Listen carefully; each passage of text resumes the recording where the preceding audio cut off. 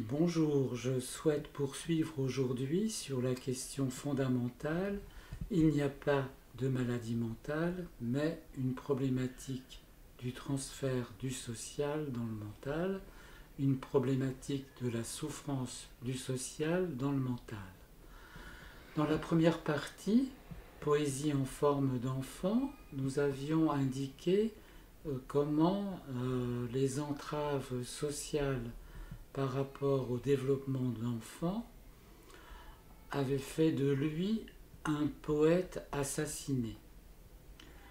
Cette formule est forte et terriblement vraie, rappelant le point fondamental du meurtre social qui caractérise la vie sociale humaine dans le système de production capitaliste, meurtre social qui va accompagner toutes les souffrances dans le mental. Il est important de comprendre qu'il n'y a pas une entité mentale, que le mental n'est pas une entité, mais un rapport vivant, traversé par des poussées contraires, et que cette caractéristique transférentielle fait notre boussole dans l'accueil d'une personne, dans la façon de travailler avec elle, avec toutes les questions qu'elle porte et qui véhiculent les formes-valeurs qu'elle vit, formes-valeurs des mots, formes-valeurs des images, formes-valeurs des ressentis corporels qui animent sa vie avec les autres et avec elle-même, pour cette personne en souffrance. Nous sommes donc loin de schémas préétablis qui concernent la psychiatrie actuelle.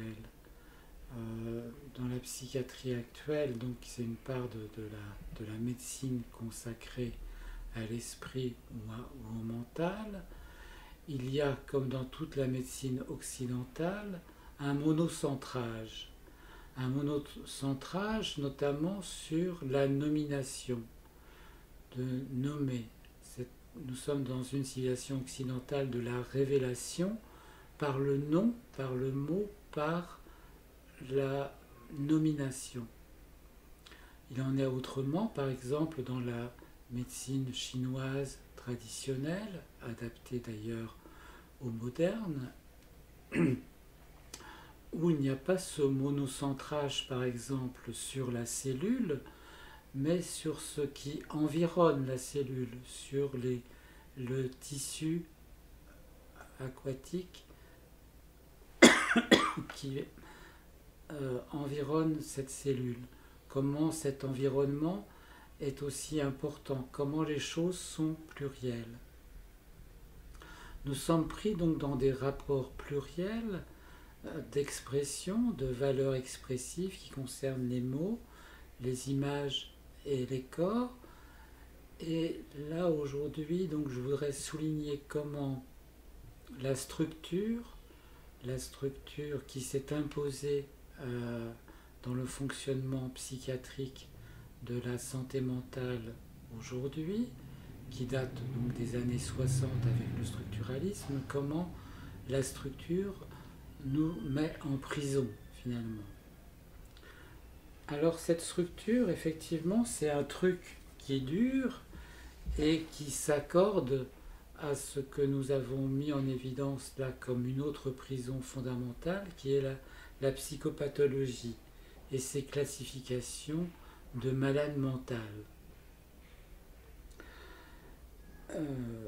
Et donc là, cette structure, ça signe bien le gouffre qu'il y a entre la façon de voir classique, prédominante, et l'accueil que nous faisons, nous, à la PPS, d'une pratique de transfert envers un camarade poète qui est en souffrance et qui est cette souffrance, encore une fois, de ce qui se transfère du social dans le mental.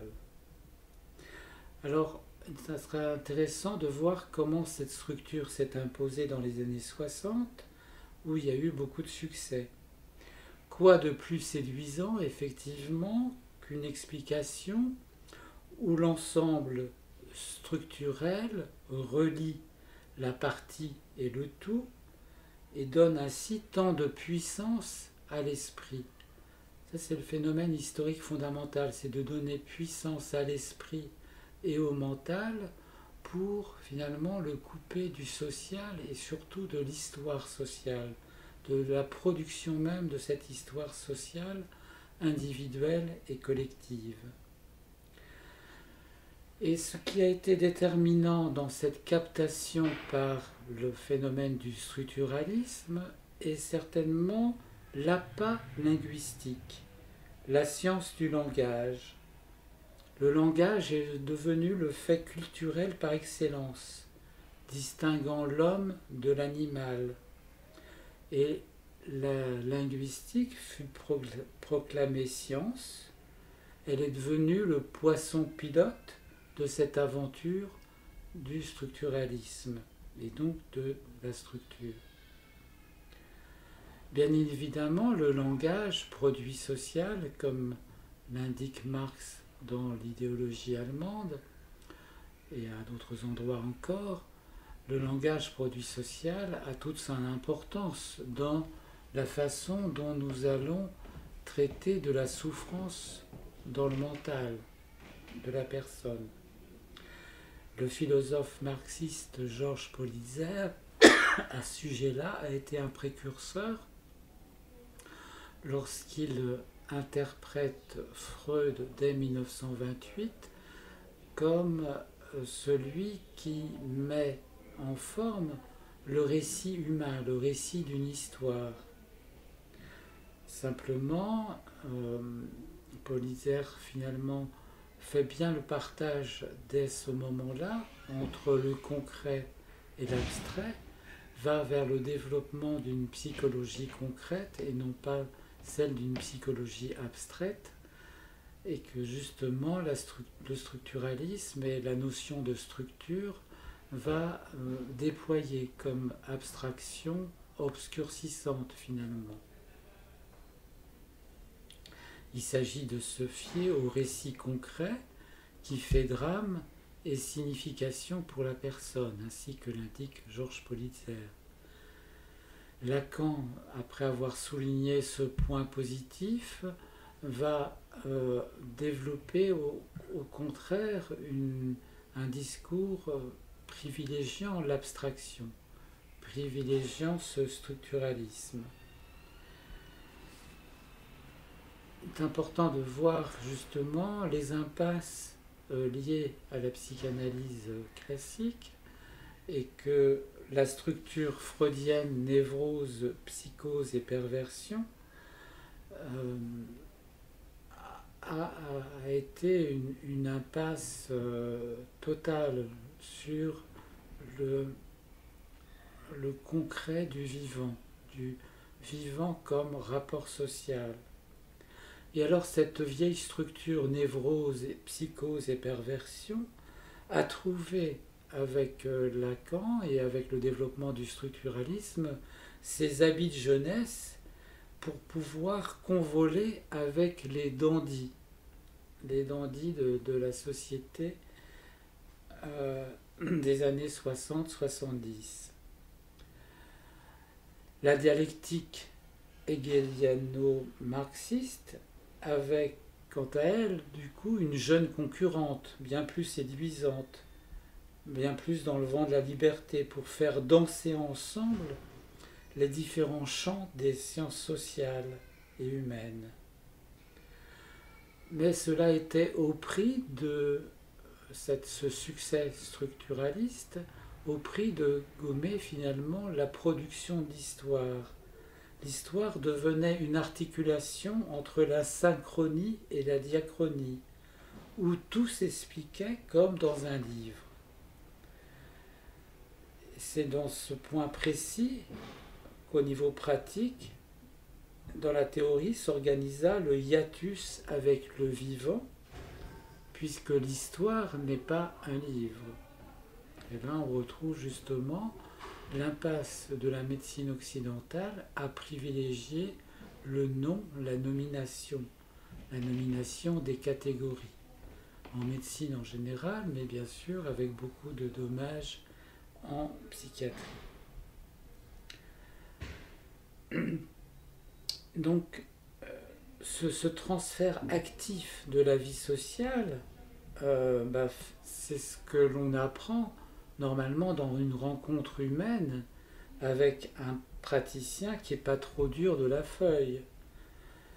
Mais ce postulat de structure peut rendre sourd, justement. C'est-à-dire que les choses deviennent anhistoriques, sans histoire, le A privatif de l'histoire, de l'anhistorique.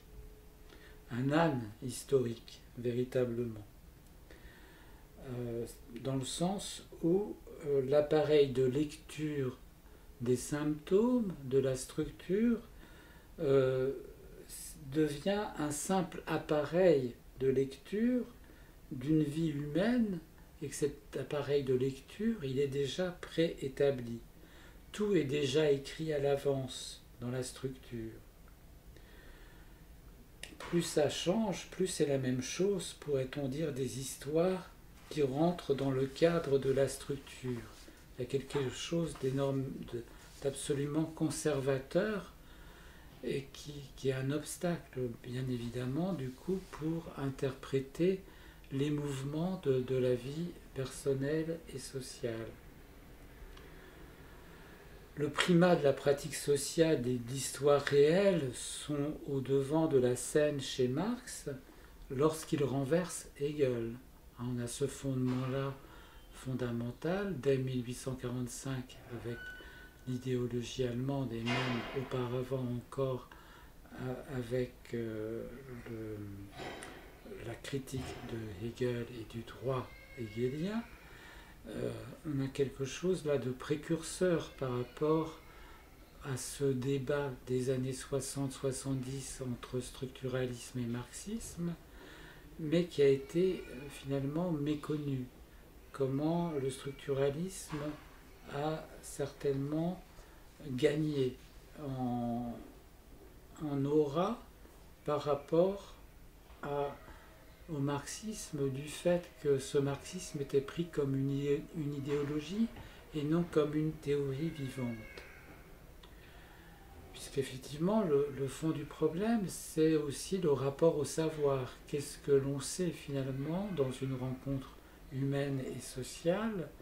Qu'est-ce que l'on sait et comment ce savoir ne peut être fait ne peut être fabriqué que dans un accompagnement, dans quelque chose d'un partage de savoir avec la personne qui souffre, qui exprime sa souffrance mentale, et non à partir d'un savoir, encore une fois, préétabli de type hegelien et structurel. On retrouve cela également chez Michel Foucault, où c'est ce rapport au savoir. Michel Foucault s'est beaucoup concentré sur les époques historiques du savoir qu'il délimite et qui sont au final exclusivement connectées aux repères épistémologiques. Le savoir est roi dans les mots et les choses. Et cette méthodologie foucaldienne unidimensionnelle, monocentrée, comme la médecine européenne, occidentale, eh bien cette méthodologie foucaldienne, loin des promesses de libération, finalement enferme, puisque le rapport au travail ou à la production sociale est loin d'être une préoccupation pour Foucault. De même, l'étude dialectique des contradictions et des poussées contraires est exclue. Et au final, la question de l'ordre naturel ou de l'ordre hiérarchique, peut dormir tranquille dans un sommeil d'allure paradoxale. Nulle chance avec cette religion de la structure de remettre en question quoi que ce soit de fondamental. La structure conserve un ordre bien établi. Elle substitue la métaphore à l'analyse scientifique. Tout devient équivalent à partir de cette métaphore par déplacement de mots. Rien ne change en effet. Cette religion de la structure met en avant un cadre qui paraît naturel, un ordre naturel, loin de la production économique et de sa prégnance dans la souffrance et dans la vie des rapports sociaux de production. Le fait de structure devient premier, devient transcendantal, devient le principe qui explique tout, mais un principe hors vie, hors sol, et le fait de structure placé comme premier est justement la marque de fabrique du très réactionnaire Claude Lévi-Strauss, qui, dans L'Homme nu, lorsqu'il termine sa série mythologique en 1971. Là, il y a donc un certain nombre de poncifs liés à cette notion de structure mentale qui ont leur origine dans toutes ces années 60-70, qui ont été placées de façon beaucoup trop importante comme primat déterminant, alors que il y a la dialectique ternaire initiée par Marx dans son œuvre poético-scientifique peut nous éclairer au contraire et nous orienter dans sa pratique de façon tout à fait vivante et éclatante.